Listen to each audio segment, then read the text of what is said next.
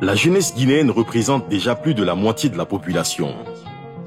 Des milliers de ces jeunes meurent dans leur périple en essayant de traverser la Méditerranée. Les hommes restent majoritaires, mais le nombre de femmes augmente et alors qu'elles migraient accompagnées. Elles sont désormais nombreuses à entreprendre le voyage seules et de manière indépendante. L'impact socio-économique du coronavirus a poussé un plus grand nombre de personnes à tenter la traversée de la Méditerranée, l'une des routes migratoires les plus meurtrières du monde. Plus de 1200 migrants ont péri l'an dernier en mer et la tendance persiste au premier trimestre 2021. Lorsqu'on regarde les chiffres, on remarque qu'en France, en Belgique et en Espagne, les Guinéens sont la première nationalité pour les demandeurs d'asile d'Afrique subsaharienne depuis 2017. Cet exode surprend à plusieurs égards, d'autant plus que la Guinée n'a pas une diaspora développée dans ces pays à la différence du Mali, du Sénégal ou de la Côte d'Ivoire. La diaspora étant un général facteur important de migration. Au niveau démographie, la Guinée est un pays avec un peu moins de 13 millions d'habitants. Sa croissance économique est autour de 6% par an. Ses richesses attirent de nombreux investisseurs étrangers et sur le plan sécuritaire, elle a été épargnée jusqu'aujourd'hui par les conflits civils et les groupes terroristes présents dans la région.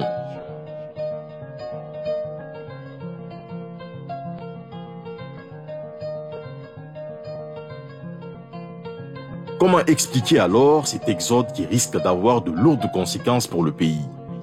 Qui sont les candidats? Quelles sont leurs motivations? Comment se déroule l'aventure clandestine et quels sont les principaux risques?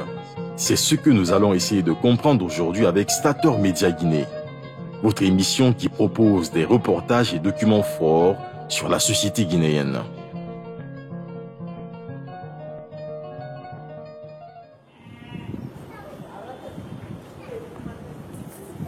Je m'appelle Mohamed Lami Silla, je suis électricien mécanique.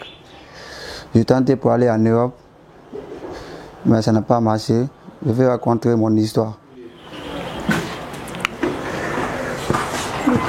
Si c'est moi, si c'est aux idéologues, elle a encore, c'est mon petit frère. C'est ici, moi.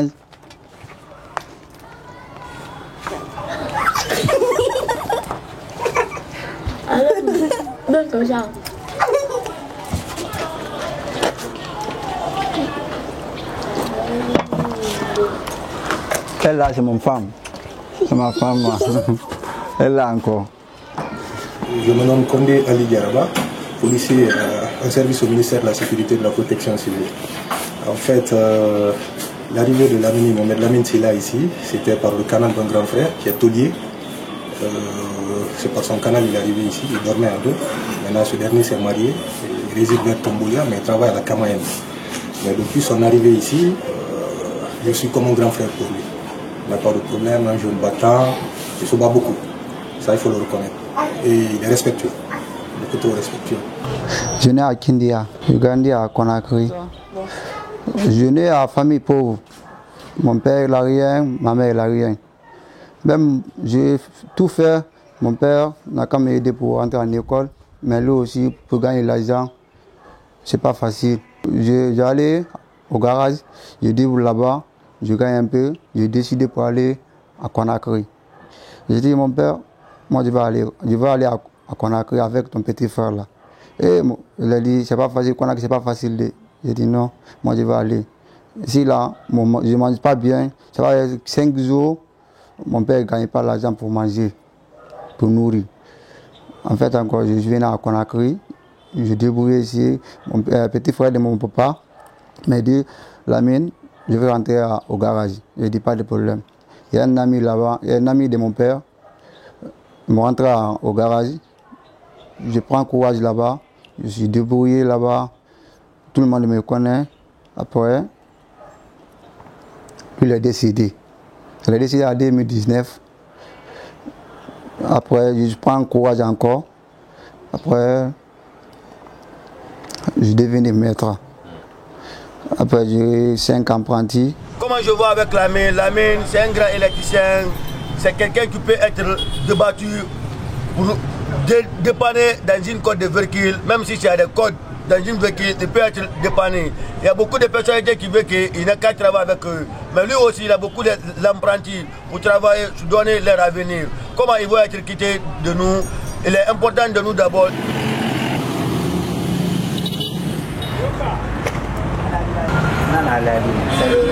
Bonsoir. Ouais, bonsoir. Les gars, bonsoir. Ouais. Lui, c'est mon grand frère. Lui, c'est mon grand frère. Bon, réellement, quand même, la qualité de mon homonyme, lui aussi, c'est mon Lamine.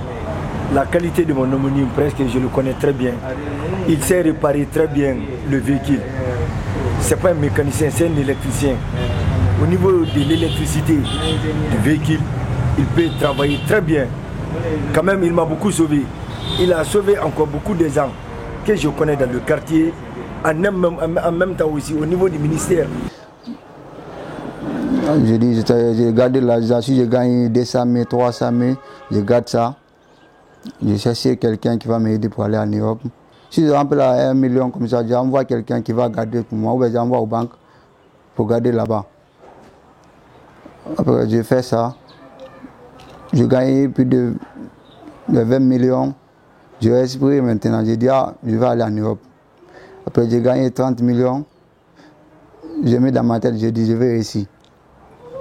Après, j'ai gagné 40 000 encore. J'ai dit, là-bas encore, c'est mieux, c'est mieux. Je pense que le phénomène de l'immigration clandestine est une actualité qui est en train de détruire, s'il faut le dire comme ça, la couche juvénile du continent africain particulièrement. Et depuis un certain temps, nous remarquons cela dans presque partout en Afrique. La jeunesse a les yeux tournés vers l'Occident parce que tout simplement on pense que tous les problèmes que nous sommes en train de vivre ici, les solutions se trouvent de l'autre côté de la Méditerranée.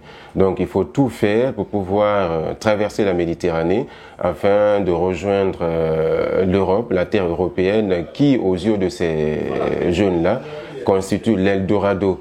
Bien, c'est une situation que moi je déplore vraiment parce que ces jeunes-là peuvent rester ici ou bien pouvaient rester ici en Afrique, faire quelque chose et pouvoir arriver.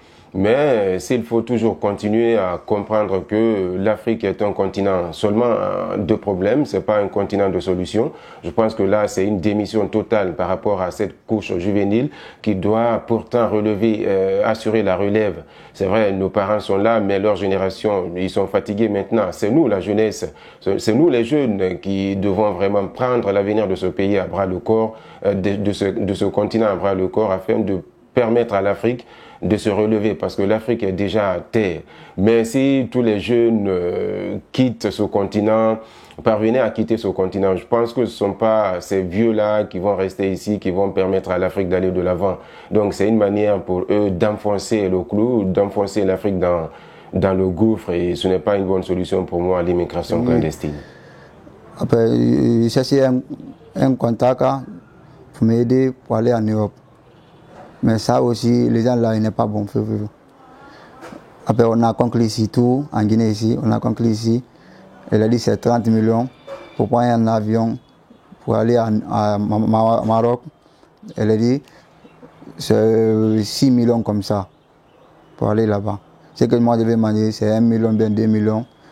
Puis d'une semaine comme ça, je vais passer pour aller en Europe, pour passer à la Méditerranée, pour aller en Europe. On allait à la maison, on m'a déposé là-bas. Elle a dit, oh, tu vas aller demain, tu vas passer sur le lot, après tu vas aller en Europe. Je dis pas de problème. Après on allait sur le brousse, en brousse. On a resté là-bas. On a resté là-bas plus de 5 jours, 4 jours comme ça, une semaine. Tu ne manges pas bien. J'ai appelé mon cocktail, j'ai dit, ici, ça ne va pas. Ce que tu m'as dit sur le téléphone, c'est pas ça.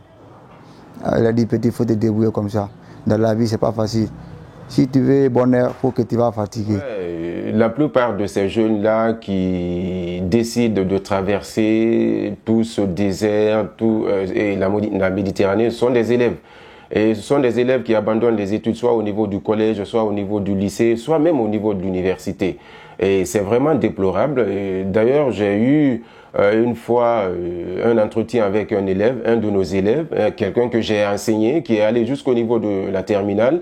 Et au lieu de se concentrer sur son examen, sur son baccalauréat, le jeune, il profite de l'inadvertance de son oncle avec lequel il vivait et pour prendre une somme importante de ce dernier et disparaître dans la nature. Et le petit, il va jusqu'en Libye, il est calé là-bas, il est bloqué là-bas et l'argent est fini et maintenant il est transformé en esclave par des Arabes qui étaient là-bas. Mais bon, Dieu l'a aidé et finalement c'est ce qui a coïncidé à la décision du président d'alors, Alpha Condé, qui a demandé aux autorités de la Libye, du Maroc et de l'Algérie de tout faire pour pouvoir ramener ces gens-là, les Guinéens qui étaient en train de souffrir, de l'autre côté. Donc on les a rapatriés. Mais je lui ai demandé si toutefois l'occasion se présentait encore une fois pour toi aujourd'hui pour sortir avec tout ce que tu as eu là-bas, que tu as enduré comme difficulté. Il m'a dit, monsieur, même si c'est aujourd'hui que j'ai encore l'opportunité de sortir, je vais sortir. Je dis, toi, franchement, tu es irrécupérable. Donc ça veut dire que c'est déjà une idée qui est ancrée dans l'esprit des jeunes qui veulent vraiment partir. On a resté il y a un café là-bas. On est venu pour regarder le ballon. Il y a un policier qui m'est venu en civil, m'a attrapé. Il m'a embarqué sur un car, minibus, avec beaucoup de personnes.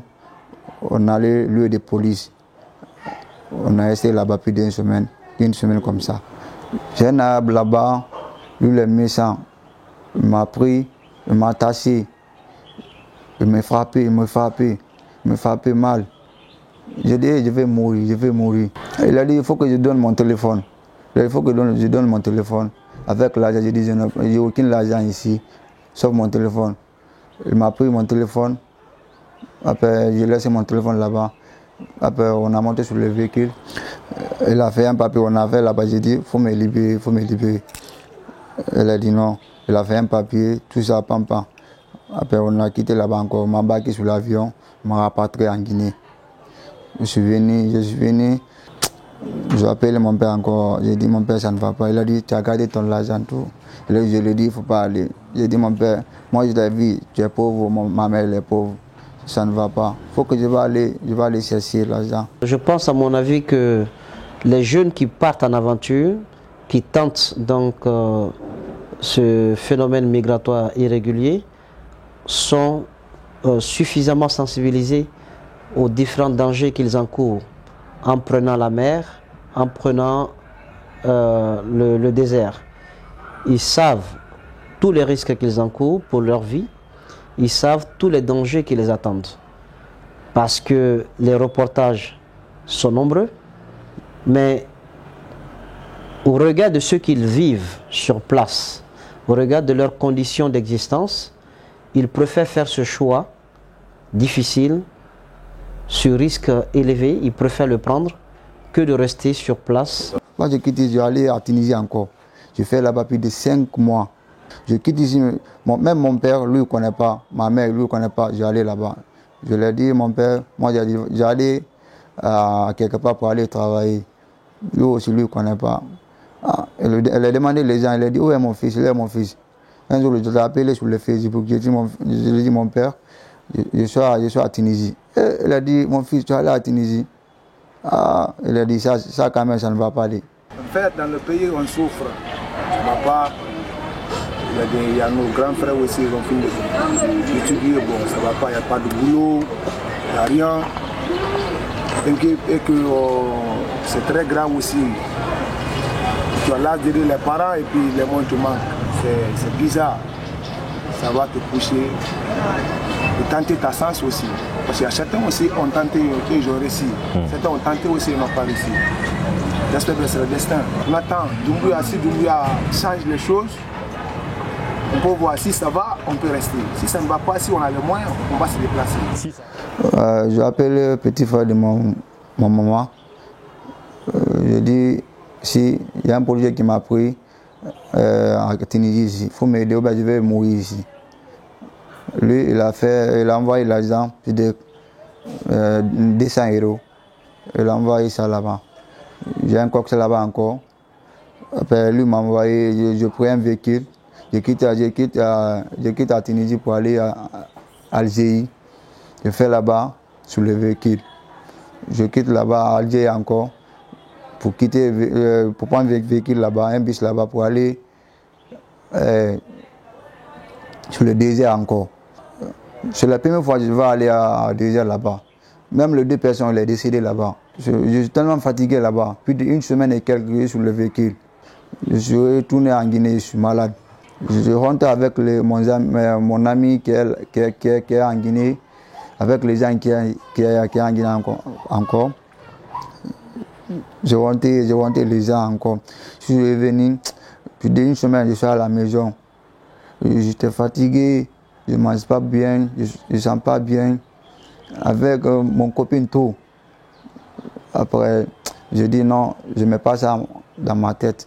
Je dis il faut que je vais travailler. Si je ne travaille pas, je vais mourir. Il faut que, à la maison, il faut que je paye la maison encore. C'est un ex-immigré, vous comprenez. Il a tenté 1 fois, 2 fois. Peut-être que le goal, la chance ne nous a pas encore souri. Mais c'est le conseil là que je les prodigue toujours. Je dis, même chez soi, on peut réussir. Il suffit seulement d'y mettre la volonté. Si tu as la volonté, ça peut marcher. Il a été 1 fois, ça n'a pas marché. Il a été une seconde fois, ça n'a pas marché. Chaque fois, quand je passe ici, quand je vais au service, j'ai toujours donné ces petits conseils-là. J'ai dit, on peut réussir ailleurs, comme chez nous. Ici, chez nous, il y a tout. Il ne faut pas essayer de risquer pour rien. Vous comprenez? L'aventure, ça dépend. Ça peut passer ou bien ça peut ne pas passer.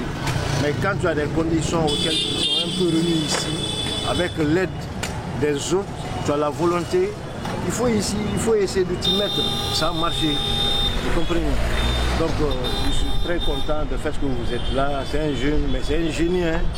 C'est un génie, honnêtement pas là. Je sais de quoi je parle. C'est un grand maître, comme celui-là aussi. Vous comprenez? Donc vouloir tenter comme ça, là, on ne sait pas qu'est-ce qu'il va nous réserver demain.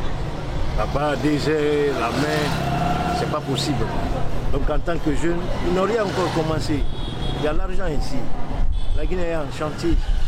C'est ce conseil-là que je leur donne tout. On aura beau investir dans la sensibilisation, spots télévisés, pancartes et autres prospectus, si on ne donne pas d'alternative à la jeunesse, elle va toujours prendre ce chemin de l'exil. Et donc le pays va toujours être sevré de ses bras valides. Donc il faut que le pouvoir public, qui ne font pas assez dans ce sens, mettent l'accent sur la formation et la création d'emplois pour ces jeunes. Oui, quand j'aurai l'occasion d'aller à l'extérieur, j'irai sans doute. Parce qu'aujourd'hui, je fais la biochimie, mais c'est la littérature au fait. Nous n'avons aucun matériel. Nous n'avons même pas, du début de la licence 1 jusqu'à la licence 3, on ne nous a jamais montré un laboratoire. On ne connaît même pas qu'est-ce qu'un microscope en réel. Oui, je serai là-bas sans doute. Pour aller, et la cause qui va me pousser à aller, c'est d'aller chercher une formation de qualité. Parce que là-bas, il y a une étude de qualité, il y a des performances. Ils forment des étudiants sur l'échelle internationale, des diplômes internationaux. Mon seul but, c'est d'aller apprendre et revenir. C'est mon seul objectif. Car la Guinée, c'est ma pays. C'est mon pays autant pour moi. Je suis prêt à le servir n'importe quand. La seule chose qui m'incombe à aller, c'est aller sur ma formation et revenir. La quasi-totalité des étudiants qui sortent des universités, même pas seulement mon département, mais presque la quasi-totalité des départements, ils sont plongés dans le chômage. Ce chômage qui se traduit, d'autres qui se transforment en taxi-moto, d'autres qui continuent certaines activités, ça pousse d'autres à faire même la délinquance dans la rue. Et plusieurs autres choses qu'on ne pourra même pas imaginer qu'un universitaire pourrait refaire. Est-ce que la jeunesse, toute la jeunesse guinéenne veut aller? Non.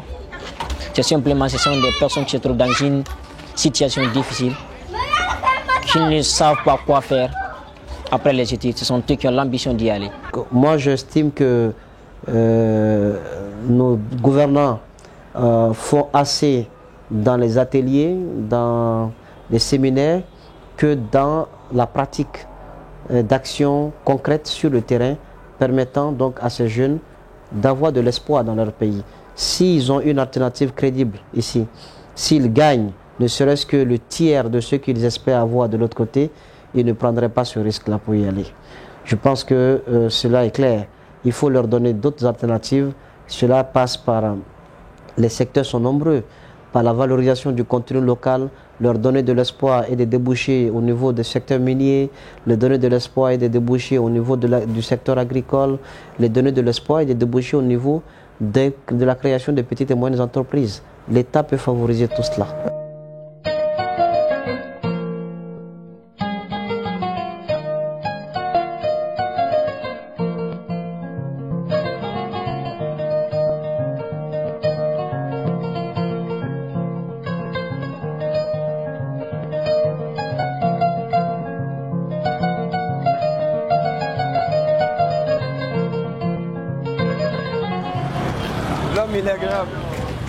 C'est ici je travaille. C'est ici je travaille. Voilà. Voilà mon petit frère, Famoussa Abali. Ici, on travaille le dynamo. C'est le dynamo ça. Ça ne tourne pas. On ne pas comme ça. Ça là c'est mon apprenti. C'est mon petit frère encore. Tu n'as pas vu? Ça c'est John avec l'Angleterre. Lui aussi, c'est mon grand frère Bouba. C'est un mécanicien. C'est un mécanicien. Lui aussi c'est mon grand frère. Grand Yibi, réparateur de radiateurs. Il connaît son travail très bien. Il connaît son travail. C'est un maître. Il connaît son travail très bien. C'est un réparateur de radiateurs. Radiateurs de véhicules. Il connaît son travail. Même un radiateur de gris comme ça, tout. Il répare tout. Nous on se débrouille sur la rue. Nous aussi on se débrouille sur la rue. C'est le véhicule que j'entends de réparer. Ça ne démarre pas, ça n'allume pas. Là où mes races toi, c'est ça que j'entends de réparer. Tu as vu? J'ai tout démonté. J'ai tout démonté, c'est ça que j'entends de réparer. Ça ne démarre pas, ça n'allume pas. Ça ne démarre pas. Tu as vu dedans? Tu as vu le fait?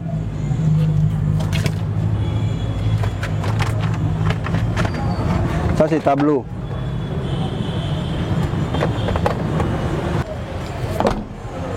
Je n'ai pas d'appareil pour détecter les pannes. Je travaille avec ma tête là. Dans ma tête, je travaille dans ma tête là, pour réparer le véhicule. Ça va allumer un cas. Ça va allumer. Je n'ai pas d'appareil pour détecter les véhicules. Si je m'envoie le véhicule, je travaille doucement, je vais réparer. Ça va démarrer un cas. Il y a beaucoup de gens qui me connaissent. Je suis un bon électricien. Je travaille. Il y a beaucoup de gens qui me connaissent ici. S'il y a quelqu'un qui va m'aider pour gagner un lieu là où je vais travailler tranquillement, je ne vais pas en Europe.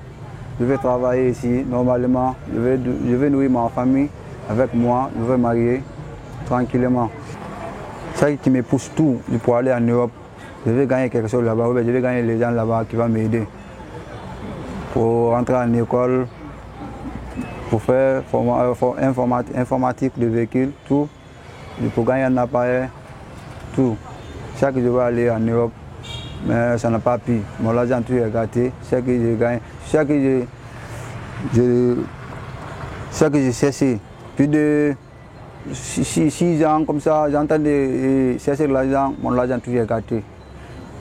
C'est ça. Si je gagne quelqu'un qui va m'aider, ça aussi, ça me fait bien quoi. Voilà, mesdames et messieurs, nous arrivons en termes de cette émission. Il faut le rappeler qu'en 2018, la Guinée faisait partie des premières nationalités avec des mineurs non accompagnés en France et la Guinée occupait la 2e place des demandeurs d'asile après l'Afghanistan. Ce qui veut dire que des actions restent encore à être menées pour mettre fin au phénomène de la migration clandestine. Même si sur place, des institutions essaient de mener plusieurs actions pour mettre fin à la problématique, on se retrouve très prochainement avec un autre numéro et d'autres sujets à traiter sur la société. Merci à tous.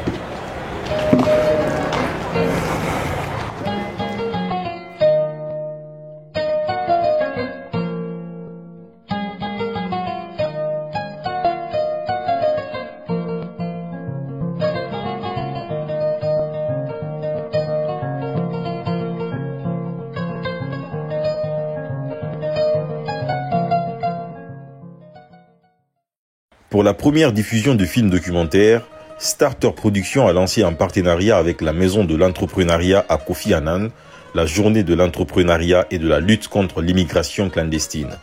L'objectif était de sensibiliser la jeunesse qui est la couche sociale la plus touchée par le phénomène.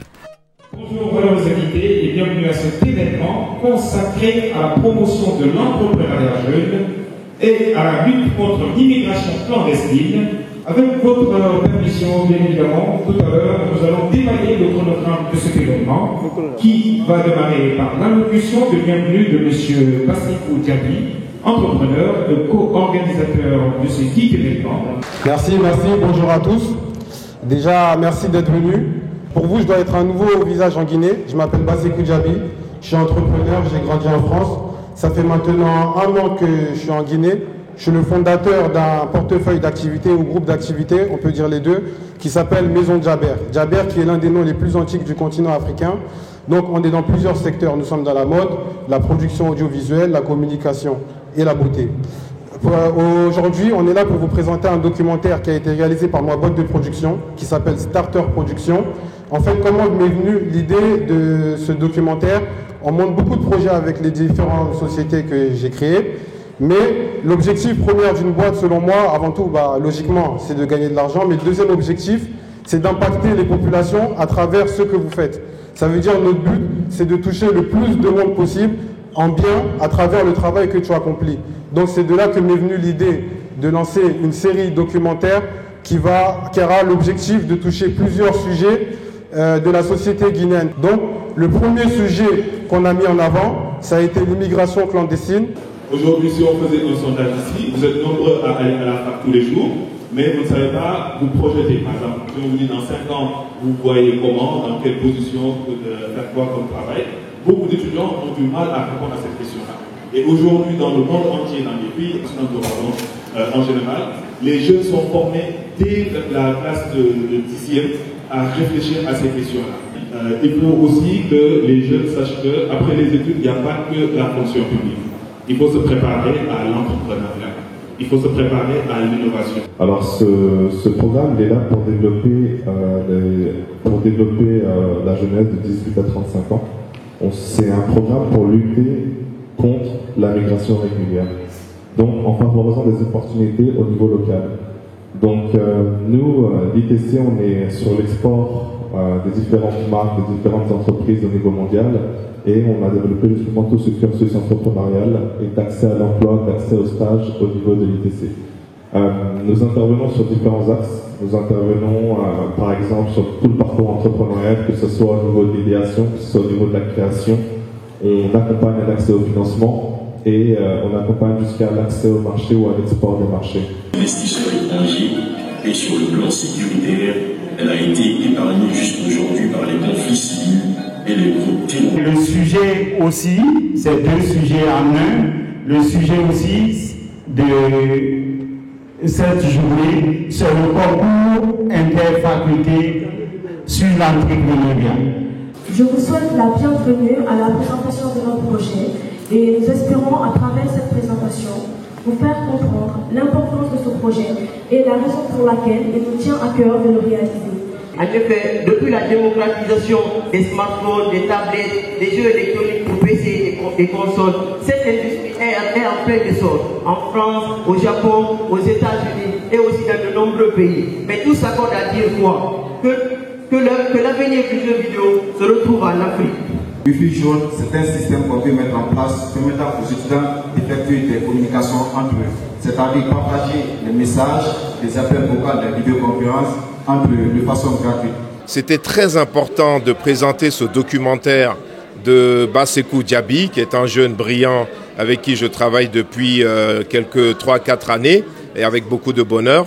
Et présenter ce documentaire ici à l'université Kofi Annan en présence des jeunes étudiants, c'était quelque chose de très très très important parce qu'on sait bien les dangers de l'immigration clandestine. C'est vraiment une tare terrible pour notre pays, c'est une saignée que toute cette jeunesse abandonne, j'allais dire, le navire guinéen pour s'échouer dans les flots terribles de la Méditerranée. La jeunesse guinéenne, c'est l'espoir de notre pays. Ce sont les forces actives, les énergies positives de ce pays. Et ce pays ne se bâtira pas sans leur apport. Et on a beaucoup encouragé les étudiants pour pouvoir participer à cet événement. Et vous avez vu ici même aujourd'hui les résultats. Vraiment, c'était des résultats très importants, très intéressants. Et on est là pour encourager les étudiants pour l'innovation et pour la création. Surtout, c'était l'un de notre objectifs ici à Kofi, c'est que l'étudiant, après avoir eu son diplôme, on l'accompagne pour pouvoir créer sa propre entreprise. Et puis même, il ne faut pas toujours chercher à trouver un poste dans la fonction publique. Donc il faut toujours passer à créer une entreprise pour soi-même.